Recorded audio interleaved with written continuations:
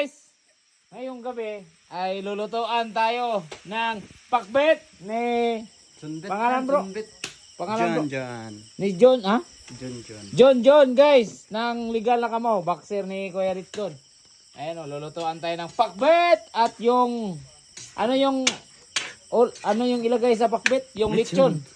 Opo. Lechon yung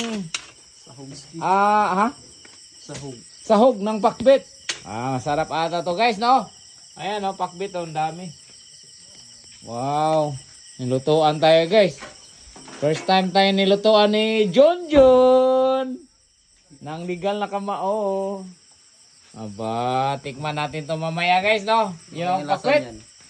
Tingnan natin yung lasa kasi lechon yung yung sahog eh. Pakbet! Pinaka lang, hindi ka man bet. Pakbet.